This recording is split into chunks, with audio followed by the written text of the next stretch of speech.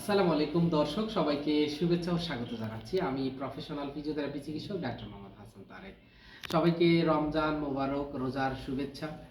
আহ, রোজার রোজাটি যদিও একটি ধর্মীয় ভাবগম্ভীর্য নিয়ে, রোজা একটু ধর্মীয় ইবাদত, কিন্তু আমাদের মেডিকেল সায়েন্স, আসলে মেডিকেল রিসার্চ কি বলছে, রোজাটার কি ধরনের ভূমিকা রয়েছে। দর্শক, আজকে এই বিষয় নিয়ে কথা বলবো, রোজার উপকারিতা কি, চিকিৎসা বিজ্ঞানে রোজার উপকারিতা কি। রোজা হচ্ছে 1 মাস ব্যাপী রোজা রাখতে হয়।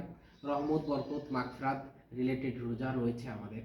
তো এই রোজায় আসলে আহ, শরীরের কি কি উপকারিতা রয়েছে, কি কি অ্যাডভান্টেজ রয়েছে, তার কয়েকটি কম্পোনেন্ট আপনাদের সাথে আলোচনা করব। রোজা রাখলে আপনার মানসিক প্রশান্তি বাড়বে। প্রথমত, আপনার ভালো ঘুম হবে, আপনি রিল্যাক্স থাকবেন, আপনার টেনশন ফ্রি থাকবেন। দ্বিতীয়ত, আপনি হচ্ছে হাইপার গ্লাইসেমিয়া, মানে অর্থাৎ গ্লুকোজ, যদি আপনার ডায়াবেটিস থাকে, ডায়াবেটিসটাকে নিউট্রালাইজ করবে।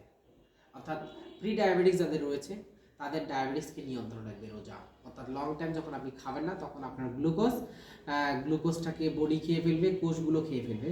কোষের মধ্যে মেটাবলিজম, অ্যানাবলিজম রেট, অর্থাৎ হজম, পরিশোষণ, মানে হচ্ছে ডাইজেশন, অ্যাবজর্পশন, মেটাবলিজম, ক্যাটাবলিজম এবং এনার্জি বেড়ে যাবে।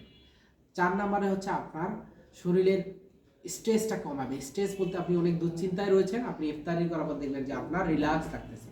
তো স্ট্রেস কমানোর জন্য দর্শক আপনি রোজা রাখবেন। চতুর্থত, পঞ্চম নাম্বারে হচ্ছে আপনার যেখানে আপনার মাংসপেশিগুলো শক্তিশালী পাবে। আমাদের যে মাংসপেশি, যে কোষগুলো রয়েছে, আপনারা জানেন যে কতগুলো কোষ নিয়ে হচ্ছে, টিস্যু নিয়ে কোষ নিয়ে টিস্যু, টিস্যু নিয়ে মাসেল। এই মাসেলগুলোকে আমরা মাসেল বেলি, মাসেল টেন্ডন, মাসেল লিগামেন্ট, এই মাসেলকে লেন্থি এবং মাসেলকে ফ্লেক্সিবিলিটি বা মাসেলের strength, muscle endurance, muscle capability বাড়ার জন্য রোজা রাখতে হবে।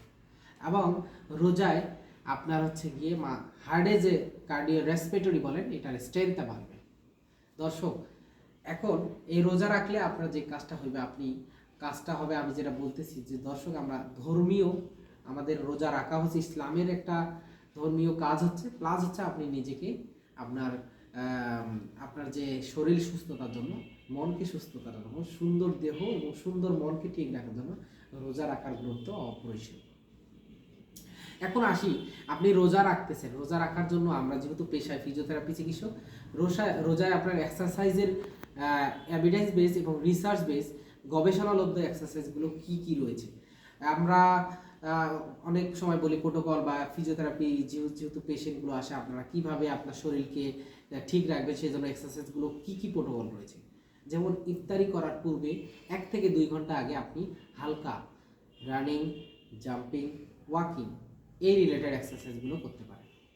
পাশাপাশি আপনার রোজা ইফতারি করার পূর্বে আপনি যখন একটি খাবার খেলেন, যেহেতু আমাদের কোষে খাবারটা পৌঁছানোর জন্য আমার একটু সময় দিতে হবে, অর্থাৎ 1 থেকে 1.5 ঘন্টা, যেহেতু আমার হজম, ডাইজেশন, অ্যাবজর্পশন হওয়ার, মেটাবলিক রেটে একটু সময় দিতে হবে। 1 থেকে 1.5 ঘন্টা পরে আপনি হালকা রানিং, জাম্পিং, ওয়াকিং এবং হচ্ছে কার্ডিও রেসপিরেটরি ব্রিদিং এক্সারসাইজ করতে পারেন।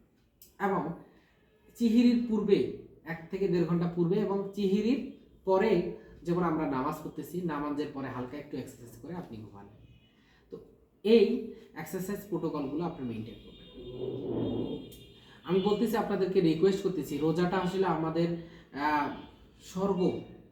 এটা আপনি মনে করতেছেন যে ভালো, যে কষ্টের কাজ, কিন্তু আপনি এই কষ্টের মধ্যে একটা সুখ রয়েছে। আমরা যে খাবারগুলো খাবো, রোজার মধ্যে কি কি খাবার খাওয়া উচিত, যেমন আপনি ফ্রুট জাতীয় খাবার খাবেন এবং পানি জাতীয়, যেগুলো ওয়াটার সলিউবল। আমরা খাদ্যের মধ্যে 6টা ধরনের উপাদান আছে। 1 নাম্বার হচ্ছে protein, fat, carbohydrate, mineral, dietary fibre, আর হচ্ছে গিয়ে সল্ট।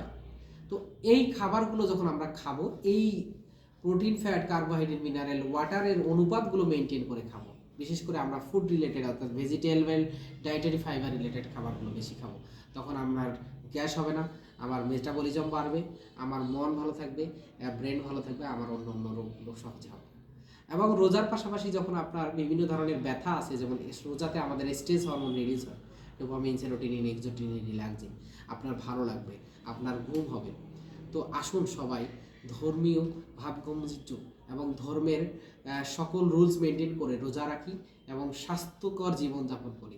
এই আশাবাদ ব্যক্ত রেখে আজকের এই লাইভ প্রোগ্রাম আপনাদের সাথে সবারই সুস্বাস্থ্য এবং সবাইকে সুন্দর জীবনযাপন রাখার প্রত্যয় জানিয়ে আজকের আমাদের প্রোগ্রাম শেষ করছি। ধন্যবাদ সবাইকে। আসসালামু আলাইকুম।